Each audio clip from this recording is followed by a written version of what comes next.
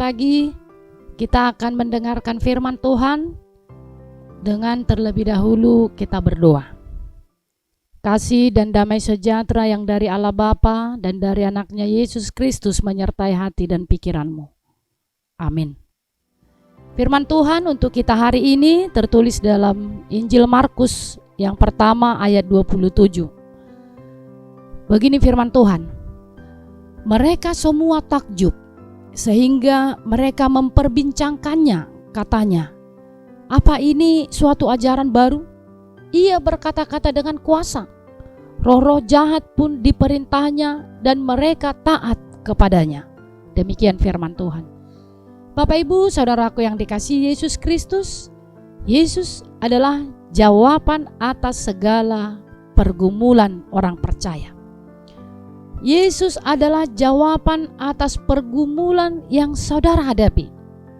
Melalui Injil Markus dituliskan untuk meneguhkan iman orang percaya kepada Yesus, supaya tidak ada yang putus asa meskipun menghadapi banyak penderitaan. Injil Markus mengajarkan bahwa Yesus mampu menyembuhkan penyakit, mengusir roh jahat, menguatkan yang berbeban berat, bahkan menjamin keselamatan kekal orang yang percaya kepadanya. Markus memberitahukan reaksi orang banyak atas pengajaran Yesus. Pengajaran Yesus menimbulkan rasa takjub orang banyak pada saat itu, bahkan menjadi bahan perbincangan yang tidak henti-hentinya, sebab ia mengajar penuh kuasa dan juga mengusir roh jahat yang juga taat atas perintahnya. Berbeda dengan pengajaran ahli Taurat yang hanya sebagai pemberita Injil, tetapi bukan pemilik kuasa.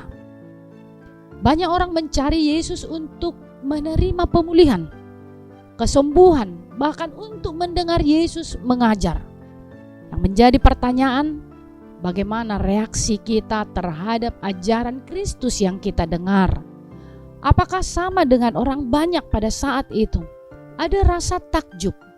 Tetapi rasa takjub itu hanya sebagai reaksi yang tidak berkelanjutan untuk semakin merendahkan diri kepada Tuhan, untuk selalu mempercayai Tuhan dalam perjalanan kehidupan kita. Bapak Ibu saudaraku yang dikasihi Yesus Kristus, firman Tuhan bukan sekedar untuk menghibur kita atas segala pergumulan, bukan hanya cerita yang membuat kita tercengang, bukan sekedar janji atau istilah sekarang PHP, pemberi harapan palsu. Tetapi Tuhan dan firman-Nya memiliki kuasa. Maka kita perlu untuk lebih sungguh-sungguh terima dan imani, sehingga firman itu bekerja dalam hidup saudara, mengubahkan pola pikir kita untuk melihat karya Allah.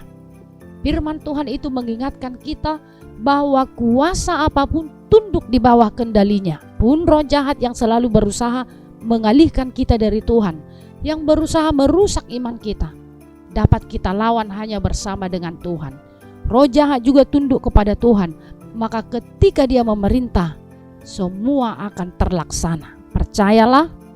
Amin. Selamat beraktivitas. Tuhan memberkati.